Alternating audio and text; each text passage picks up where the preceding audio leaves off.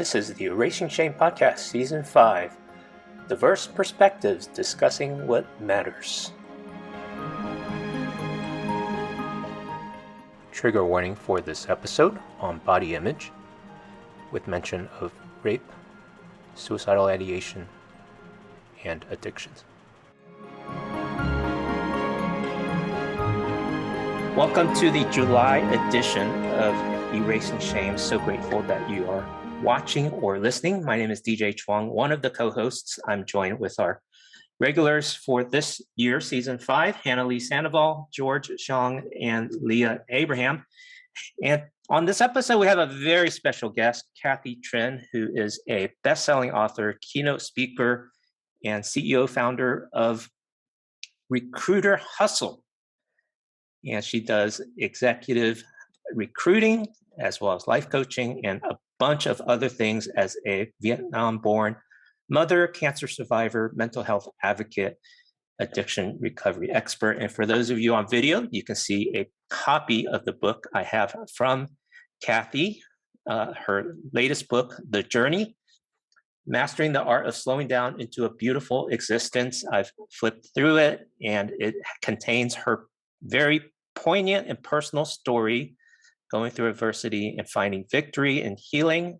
And it is solution-oriented, so very practical ways of helping you be the best version of yourself. Her website is cathytrin.com.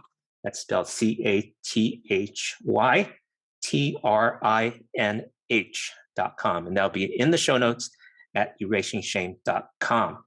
So the topic today is body image and all that's associated with it. So I'm going to hand it over to Hannah to introduce the topic, and then we'll have a roundtable conversation about it.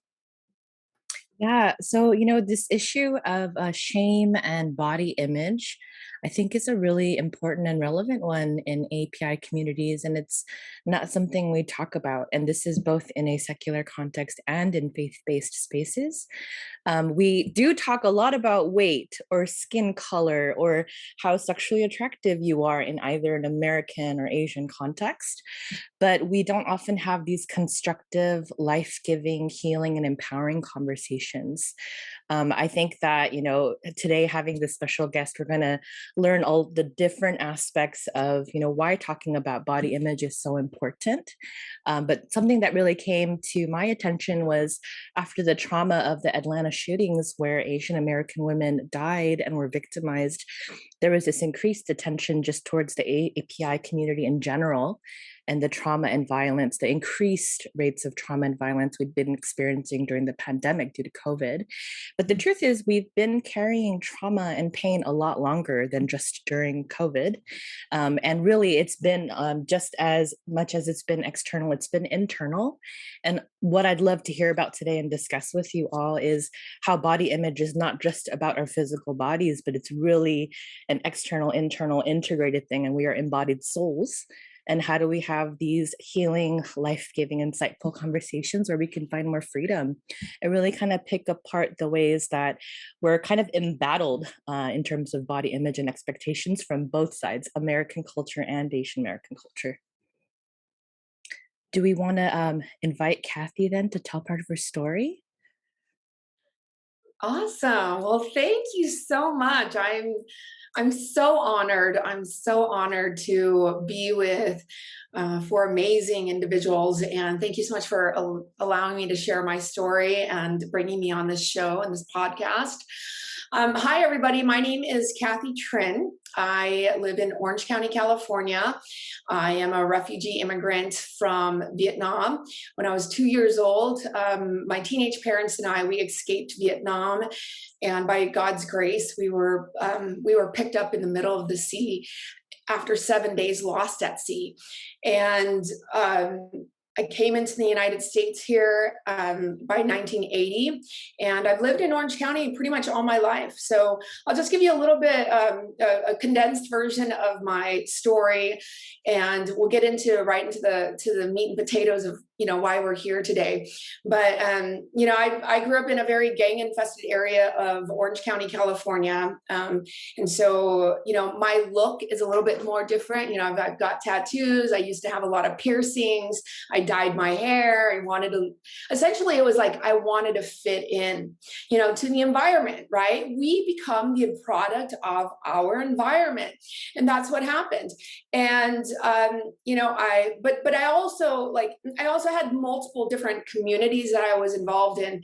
I loved arts and I loved music. And so I joined the band, right? So I played a clarinet for 7 years. I know you can't tell I was like somebody that would perform with an instrument, right? And then also I was a big tomboy too. So I loved sports. I played volleyball, basketball, all sorts. But then I went into high school and then college, and there's a lot in between that happened. But one of the pivotal moments that made me begin to start looking at my body in a disgusting way or hateful, I ended up on a basketball game. I came down on a rebound, and as I came down on a rebound, my knee got knocked out of its socket. And so from there, I got dislocated knee, like patella dislocation. And I immediately, the doctor suggested surgery without any type of research or anything like that. My mom said yes. I was only 13 years old at the time. And I ended up with a 7-inch scar on my right knee at the age of 13. But what happened when that happened, when I started gaining weight, right? Our parents really love us, to take care of us, want to feed us and take care of us. And so with maybe a little bit of feeling sorry for Cathy, she fed me and I ate. So I started eating, I started gaining a lot of weight. And I had atrophy in one leg, and I looked really off, but I was still very, my mind was sharp. My body was a little bit set back, but I wanted to go. So we discovered weight loss pills, and that was the beginning of the rest of my life. And just for a little bit of for those who don't know my background, essentially I'm an author. I'm an internationally published author for 2 books. I'm coming out with my 3rd one. I also own a company. It is an executive search firm. So I've been in a very professional environment for a very long time. By God's grace, I was able to stay with that industry for over 22 years. And I also have a lot of passion for individuals that have mental health issues, because what happened from the span of 13 up until the age of 22, I began to have a mental disorder. And the disorder was an very addictive personality. And so I am an addict in long-term recovery.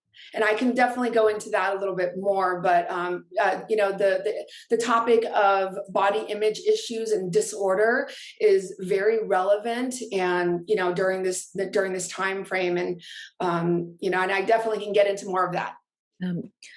I'd love to hear from our other co-hosts. As Asian American, Pacific Islander men and women, what are ways that you've experienced difficulty or struggle too with body image? And if you have your own stories that, might find connections with Cathy's as well. I can go. I've, for the most part, been a pretty late bloomer on almost all aspects, and that also includes when I started my body dysmorphia journey. I remember in 7th grade, I had a friend point out, I was like, wow, Leah, you have a pretty flat belly. And I was like, is that good or a bad thing? I've never really considered, what does your belly curvature mean and what that means. And I've always been a bit resistant to the culture that I was growing up in. I grew up in India, and so colorism was a huge thing there. And so when we were encouraged not to go out in the sun or anything, I had a competition with my friends to see who could be the darker one, right? And so there was always a rebellious side growing up, but I think it's been in the past 10 years where I think I've been really catching up to the society's narratives, I would say, an intersection of what my body should look like, and what a woman should look like, what an Indian woman should look like. I got married 2 years ago, and I started gaining weight after that, especially during COVID.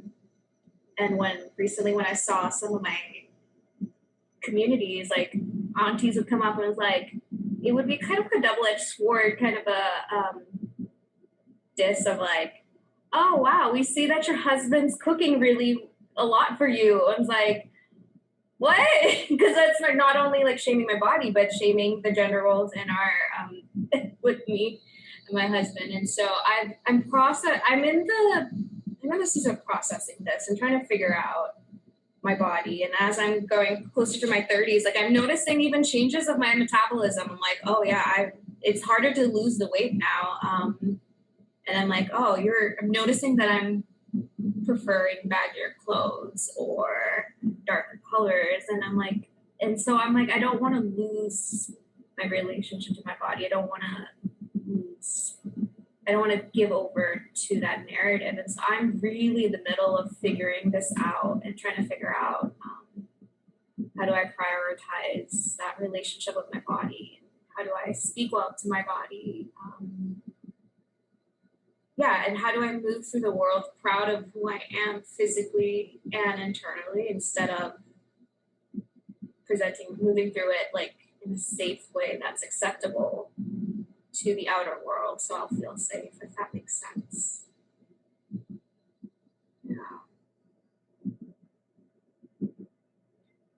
Yeah.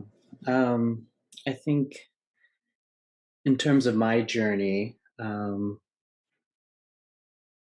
so being a 2, right? It's on the Enneagram.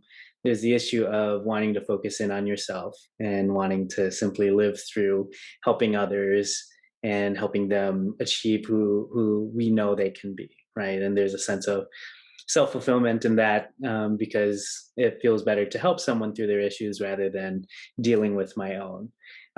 So I can be a stuffer at times, but also being a 7, there's this experience in which I am just completely indulgent. I too have a very addictive personality, and thankfully I have a wife who can reel me in and really help me process through, okay, is this really something I need? Is this an impulsive thing? And she helps ground me in that. I also struggle with ADHD. And so that impulsivity is very huge in my processing of what it is that I want versus what it is that I need. And so these are all like later, just in the past like 6 years, I've really wrestled through and started navigating. But as a kid, I grew up in a house of 9 children. I'm 7 of 9. And I had 4 older brothers, 2 older sisters. And in that space, it was really difficult because we're all vying for attention, and trying to be heard, be seen. And oftentimes I felt like the forgotten child. But at the same time, I have this Joseph complex. And I don't know if my family's ever going to listen to this episode, but if they do, like we've worked through some of these things, so it's not like I'm hanging dirty laundry or anything.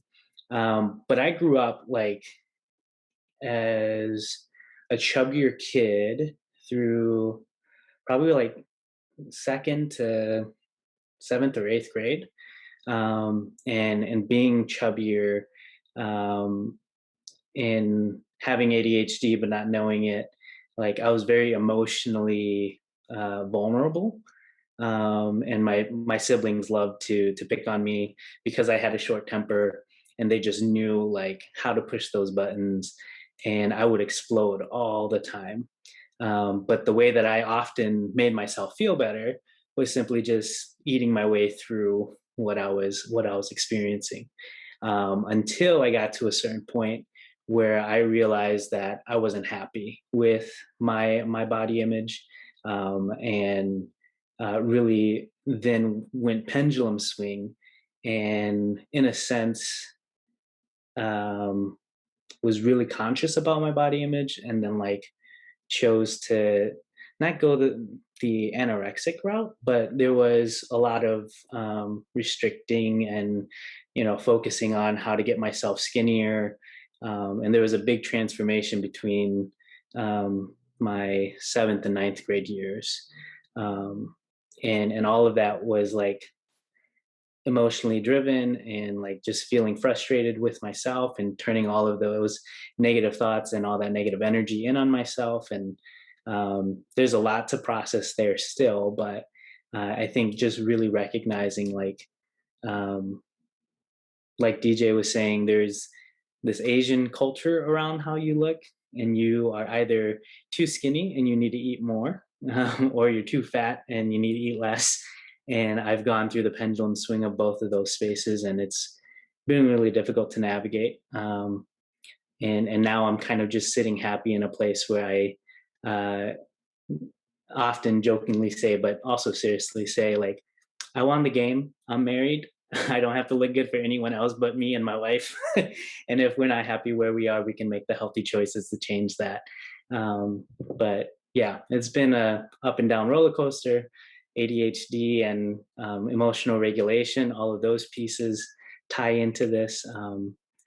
And I think the last thing I want to say is, Cathy, I really appreciate also your perspective on addictions, because I think oftentimes, at least in my counseling understanding, is addictions are really the soothing mechanisms that we use to address our distress, and oftentimes that then affects a lot of our body image and a lot of how we view and see ourselves. And so I think that ties very closely into what we're going to be discussing today, and I'm excited to hear your perspectives on that.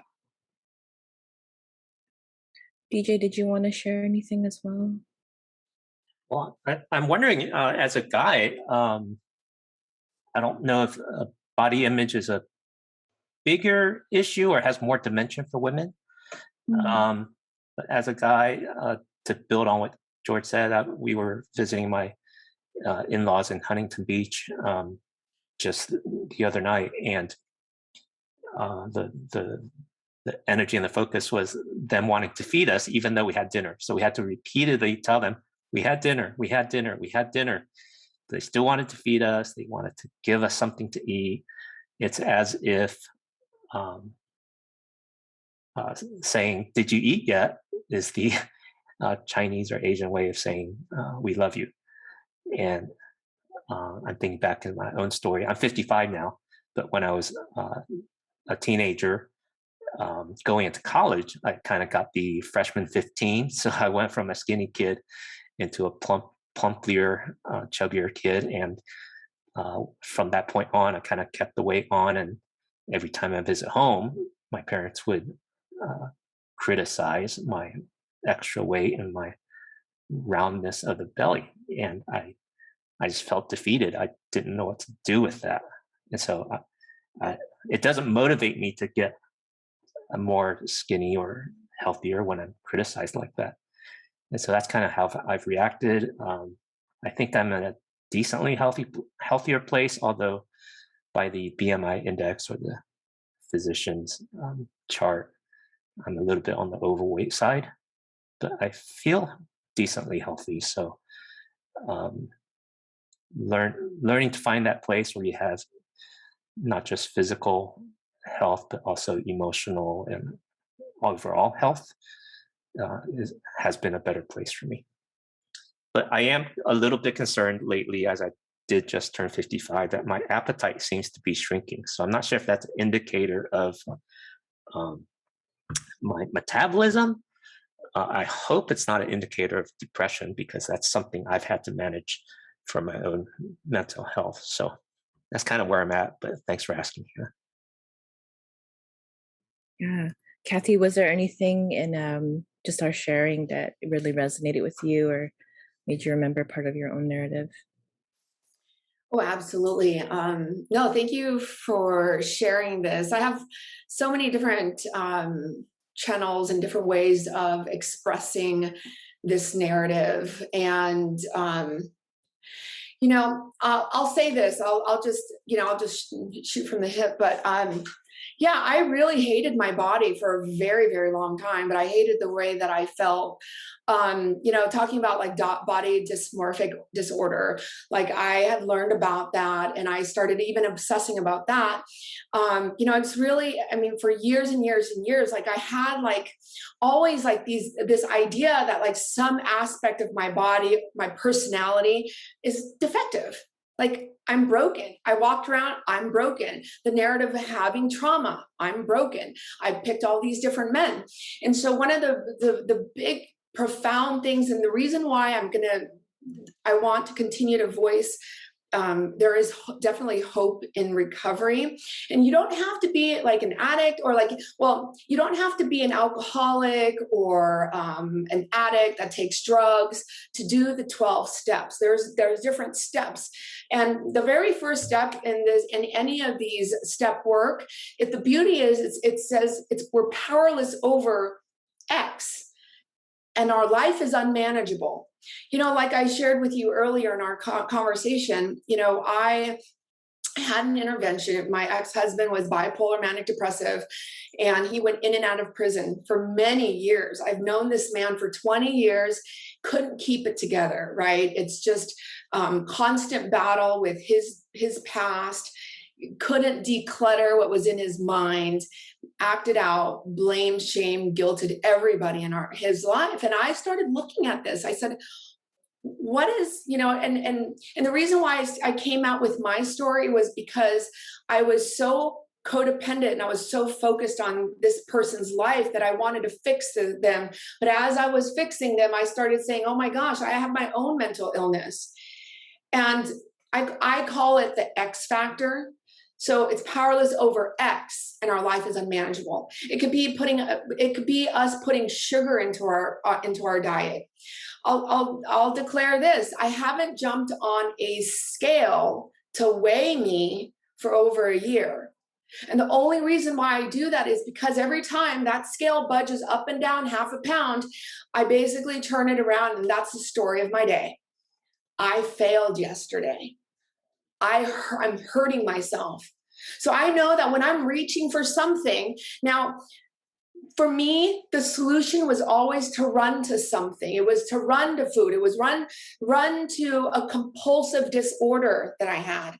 You know, we can label it anything. It was a disorder. It was basically whether it was, you know, like it was crunchy sugar or whatever the case was, right? Like sweet, crunchy, sour, like it had to be something, oral fixation or whatever it was, but I had to run to something. And the only reason why I was so chaotic, I kept on telling myself, I said, maybe I should get my braces and my jaw shut down. Maybe I should go get gastric bypass surgery. Because I thought all those were a solution to that was centering in my addictive mind.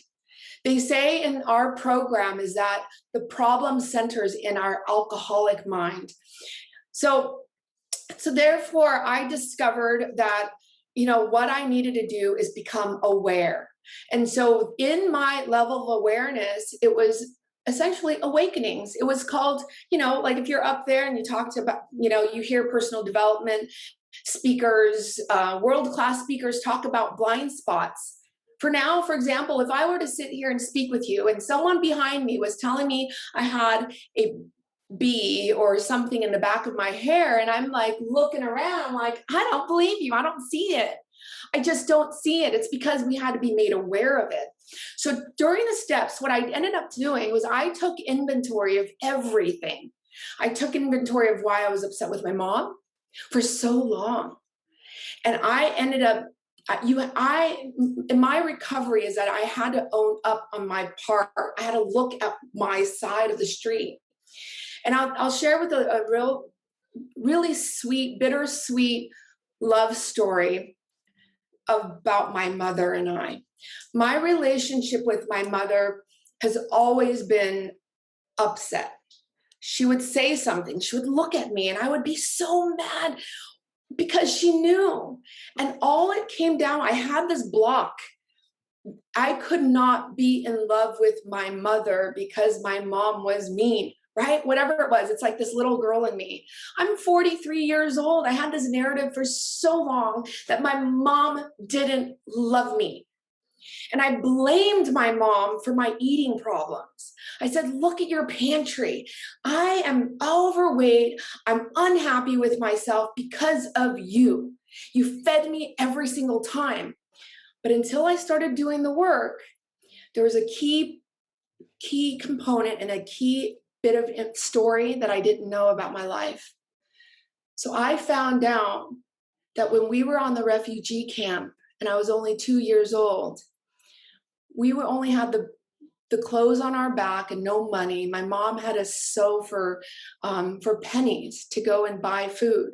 So she told me a story one day and she said, did you know that we every morning, I wanted to take you out. We went to go eat.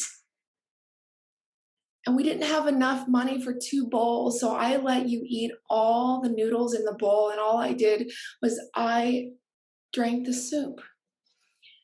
And that bit of information changed my life because my mom loved me so much that she sacrificed a meal for me. And so her overfeeding is because she loved me. So whoever is on this podcast and listening, I would highly encourage you, I would even challenge you to sit and have an honest relationship, an honest conversation with your parents. Tell me how you two met. How did you stay in love for so long? Whether or not you see if there's love or not. What happened when I was a kid? Was there any times that we didn't have enough food to eat? And I blamed my mother for so long.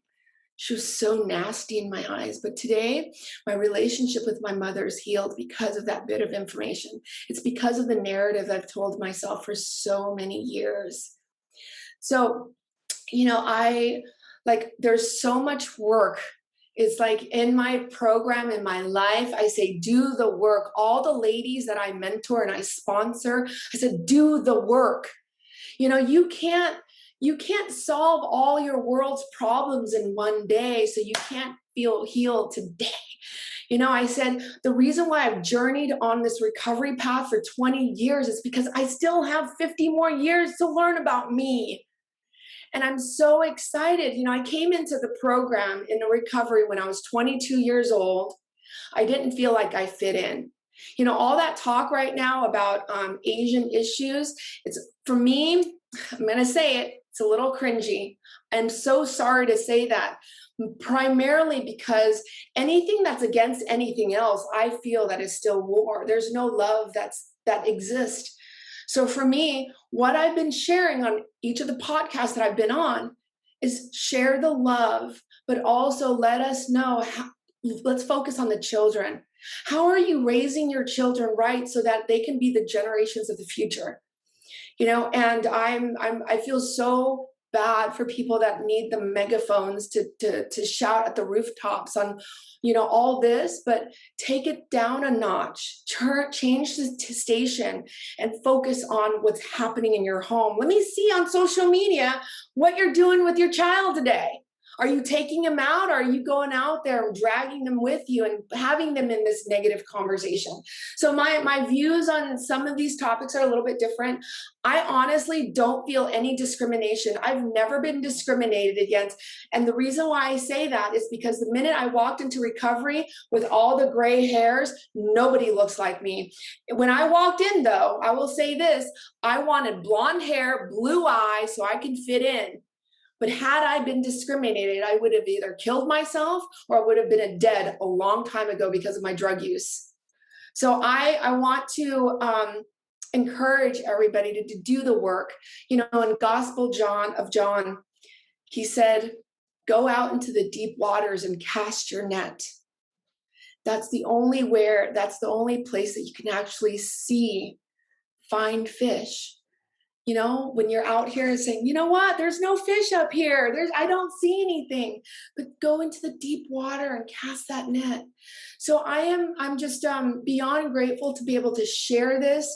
You know, there's so many other areas in this conversation that we can talk about. We can talk about stress eating disorder, attention deficit disorder, compulsiveness, all of that. But I think just because of the deep work that I've done, I can really relate to anybody I sit with.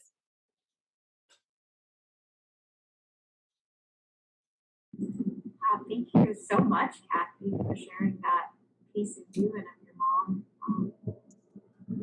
I'm really grateful that I had the opportunity to go deeper in that work with her, right? To find that root.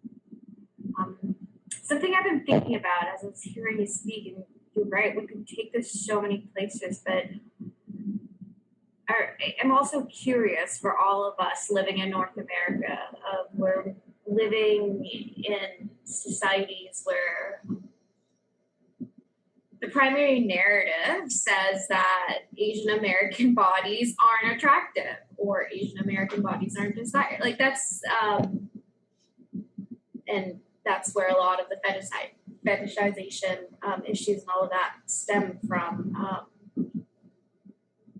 I guess I'm trying to figure out, trying to understand in terms of our relationships with our body as affected by whiteness and white culture and how that affects the way we move in our specific geographic locations. I'm curious to hear your guys' thoughts and experiences about that.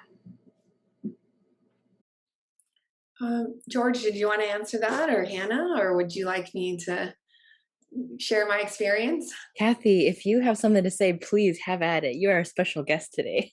Oh my goodness, thank you so much.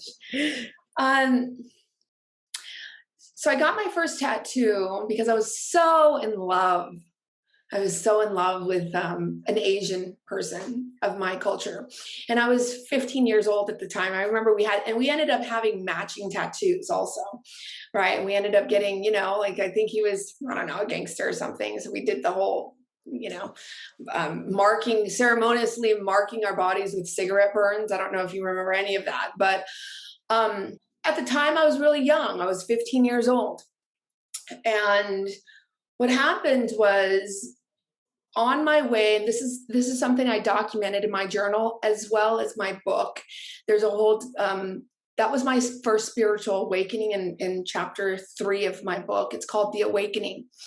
And I remember I had ditched school that day because I was so in love with him. And unfortunately, I made a huge mistake.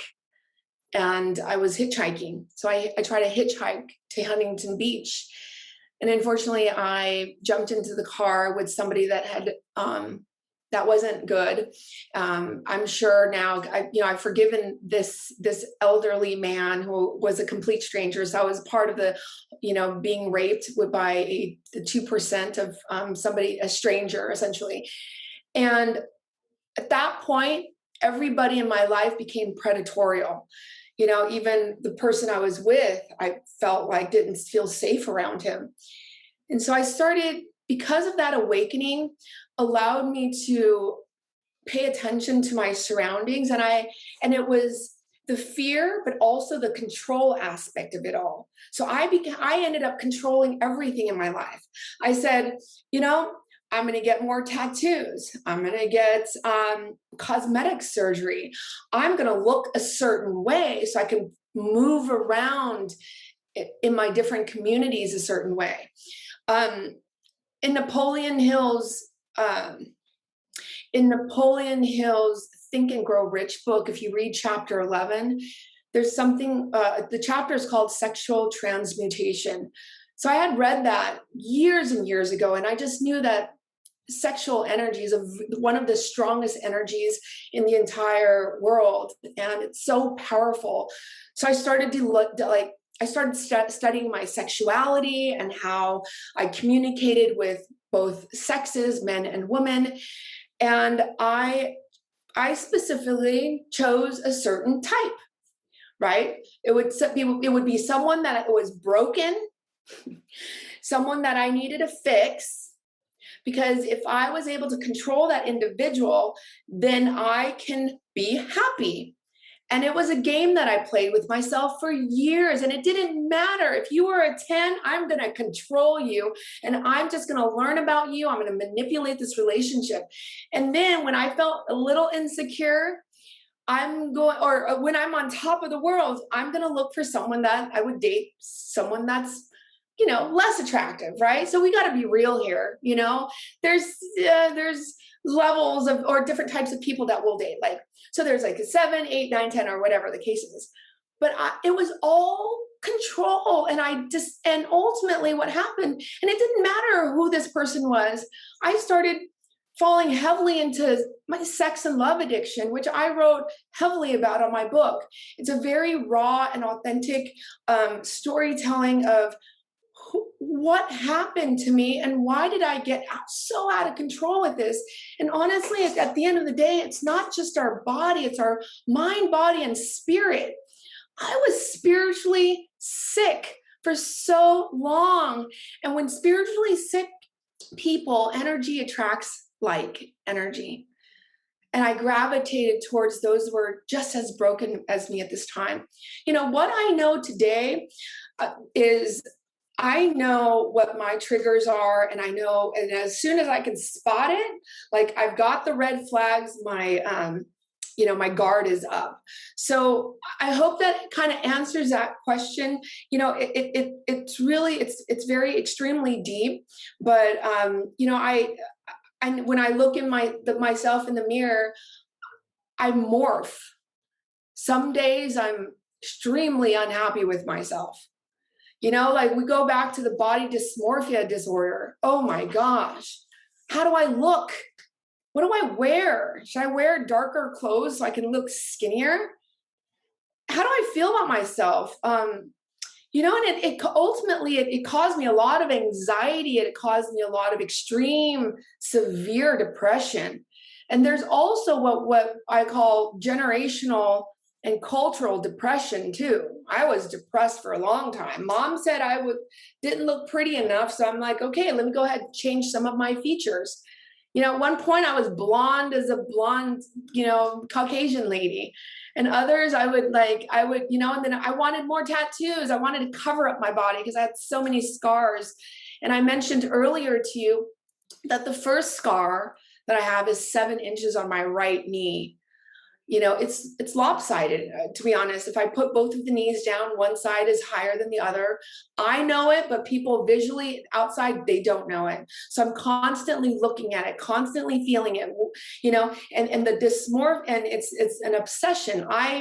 Even to this day, and I'll be completely honest, I still look in the mirror at least 10 to 15, maybe even 20 times a day. I would pass by a Windows shop and I would look at the mirror to see if my arms look thinner than it did 15 minutes ago in a different mirror. But it's an obsessive compulsive disorder. Or if I'm on FaceTime or if I'm on an interview with someone, I'm constant. I have to practice. It's a practice. And that's why in recovery, we say 24 hours a day. We only have one day at a time. Because at any instance, I can be feeling confident about myself, but I'm going to walk outside and someone has a way cleaner and better looking car than I do. And all of a sudden, my self-confidence goes to, down to the ground. So it's being aware, and it's also doing the work. Definitely. I know there's a lot of podcasts out there right now talking about self-love and self-care. That's I know nowadays it's kind of cliche, but we have to stay so diligent on that.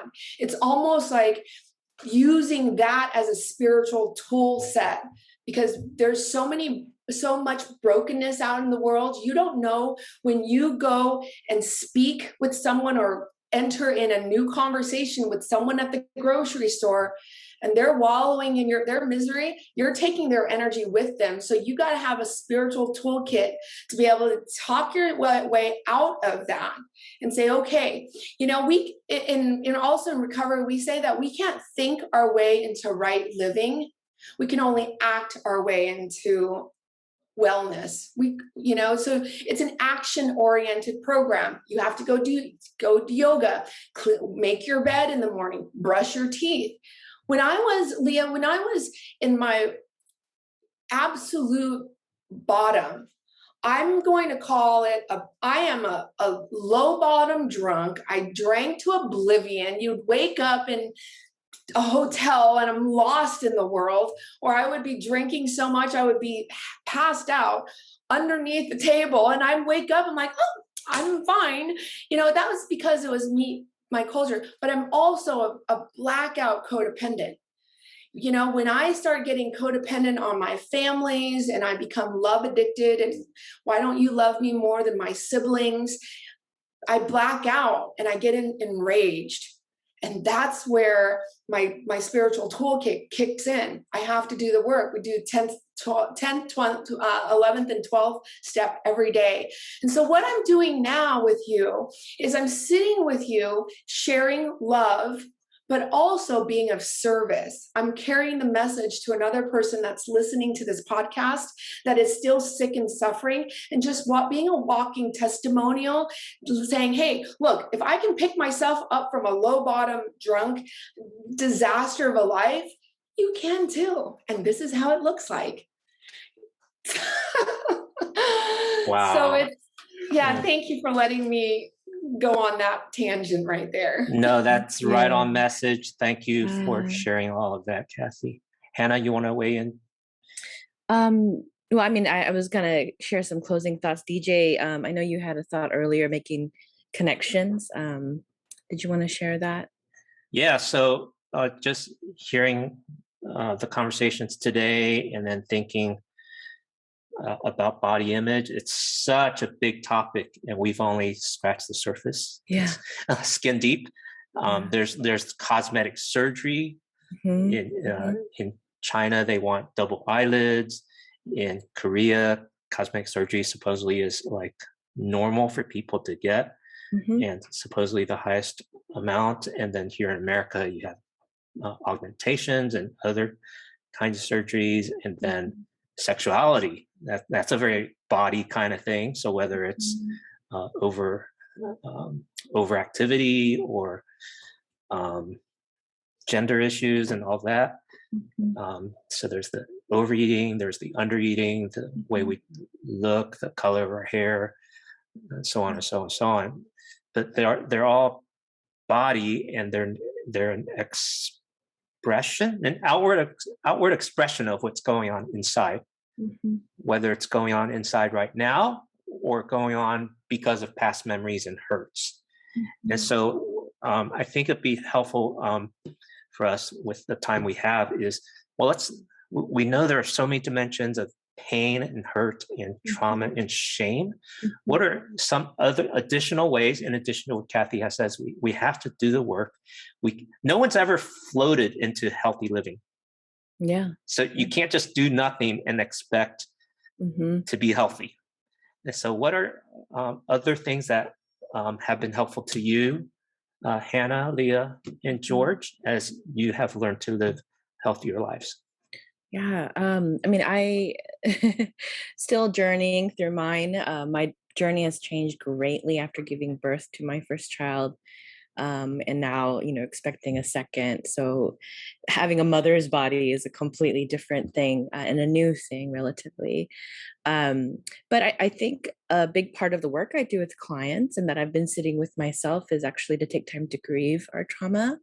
A lot of people get into like a car accident or have a long-term illness, or, like Cathy, you're a cancer survivor yourself. And we don't realize how that affects us, not just our body, but our soul, our spirit, everything about us, because we're embodied souls, we're whole beings.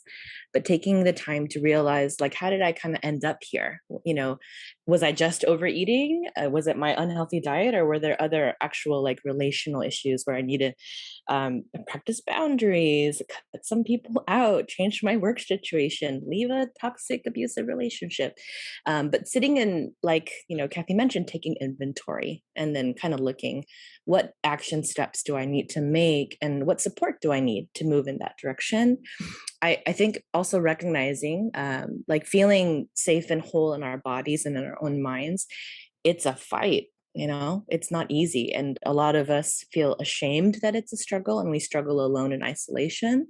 But reaching out and finding community. Noom has been a great app that a lot of people have talked about because it's not necessarily just about your weight loss goals, but it's actually about learning, changing how you approach your mental health, and then being in community and doing it together and sharing the struggle and encouraging one another. So I've appreciated that people are starting to incorporate healthier living into mental health. I think it's a much more integrated approach.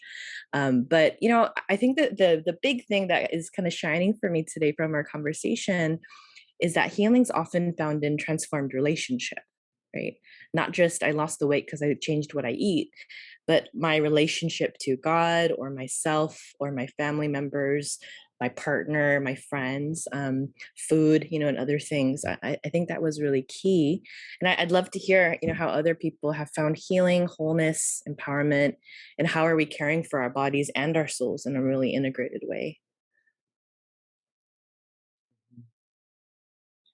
Yeah, I think oftentimes whenever I do talks about mental health and destigmatizing it, there's this understanding that I like to start with, which is recognizing that our lives aren't siloed areas of life that we live in, but that everything really is smack dab on top of one another, right? They're not even Venn diagrams where like there are little parts of intersection. Like they literally are, life is life, and it's very holistic. And so I think part of my process has really been to understand that if I don't love myself, right, nobody else is going to love me more than I can love myself, right? If I don't start in that space of loving myself and knowing that I have worth and knowing that I have value, right, despite what I look like, despite the choices that I'm making, right, it's going to be really difficult to receive love from other people, right? um, and in scripture, right, the second greatest commandment is to love your neighbor as you love yourself, right? And oftentimes we read that verse like, love your neighbor as you love yourself, right? That second half of that verse really doesn't apply, right? We don't know what it looks like, we don't know how to do it, right? And so we think to ourselves, oh, I can't love myself because if I love myself, I'm going to be seen as arrogant, I'm going to be seen as prideful, I'm going to be, right, casted in this certain light, and society kind of teaches us that. And we really do have to get into this place of knowing what it means to appreciate ourselves for who we are, allowing ourselves to receive grace in the shortcomings that we might see, and really, like you were saying, Hannah, just doing this in an understanding that we don't live as individuals, as islands, right? But that we have to figure these things out through relationship. And so, in doing this work, I think uh, that first step of finding out how you can love yourself is really important. And sometimes you very much so need other people to help you hear that and understand that. Treat it, and the biggest thing that I do with a lot of my clients is learn to treat yourself like you would a friend, right? And don't see yourself as a burden to others. Don't cast that judgment on yourself if you wouldn't cast it on a friend. And then really help yourself to connect in relationships in a way where your value is continuously um, pointed out to you, right? That you're being affirmed in who you are, that you're being affirmed regardless of what state you find yourself in. And it's through those relationships that you're going to come to an understanding that when you aren't happy with where you're at, that you can make the choices intentionally to become the kind of person that you want to be. And just being a therapist, I'm going to throw this out there too. Mental health care is preventative, And it's not just reactive for individuals who feel like they are struggling. If you're doing well, go see a therapist and just process through things. Like Cathy was saying, do that work to see where there might be some lies that you've had to tell yourself to survive through difficult traumas. So that's my 2 cents. That's good advice. Things that have helped me, I think I follow, I have friends who are embodiment coaches or somatic healers. And I think just learning from them has been really good. And it's helped pushing me to have a relationship with my body, one where I'm treating it with the kindness and gentleness as the same gentleness that like I think of my spirit craves or I wish other people would treat me with. I'm trying to relearn treating my own body that way, and trusting it, and leaning on its own wisdom. That's been helpful. Shout out to Tara Tang. She's Canadian and Asian. I think she's Singaporean Chinese, who does this work, and I think she's just really amazing in being able to see it through intersectional lenses, and also finding just small ways of rebellion for myself.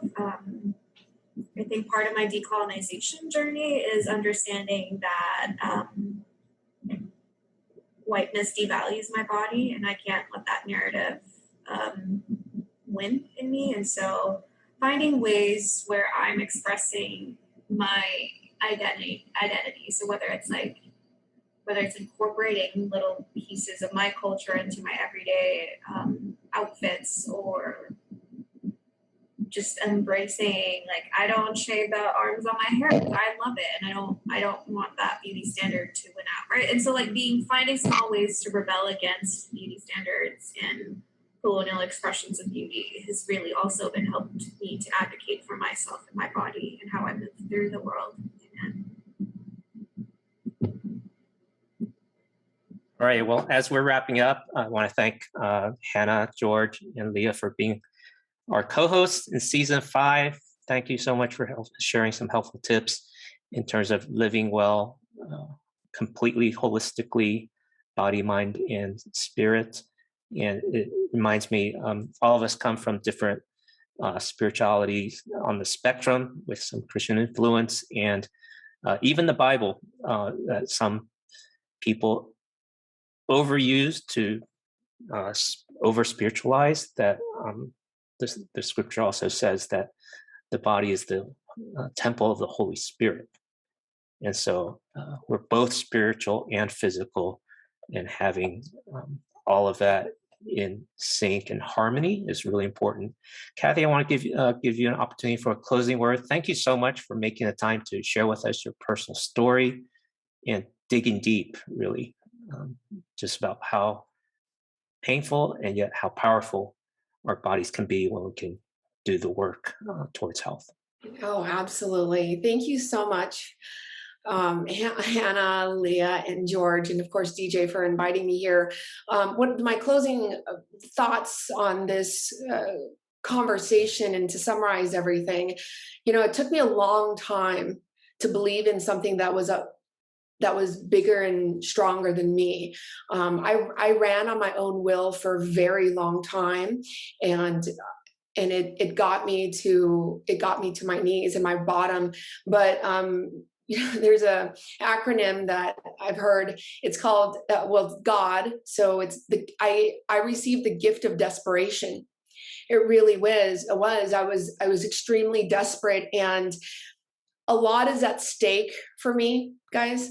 If I don't do the work on a regular basis, and if I don't lend my hand to another person and being of service, not only that I don't feel good about myself, my peace and serenity is at stake. My relationships are at stake. My life is completely unmanageable.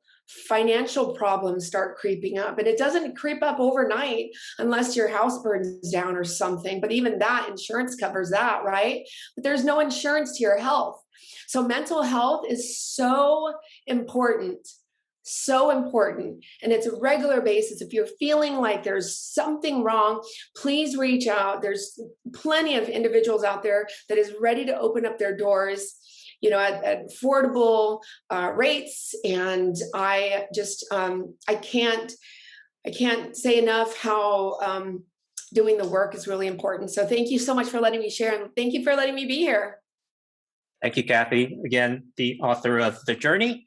We'll add a link in the show notes so you can also connect with Cathy if you'd like some coaching, invite her to speak, and all the resources that she generously shares with the world. Thank you for sharing out of a place of healing and giving back. And we're here for you too. Erasing Shame, erasingshame.com. Connect with us on YouTube, Facebook, subscribe to the podcast. We'd love to connect you with resources to help you take those next steps towards healthy living and encourage one another. I just compiled this, being July, I just compiled a list of therapist directories for BIPOC people of color. New York Times just came out with a recent article about how so much of mental health resources have been dominant culture white. And yet now there's growing voices and directories and websites that are beginning to change that. So that'll also be in the show notes at erasingshame.com. Thank you for tuning in. Drop us a line anytime. Bye-bye.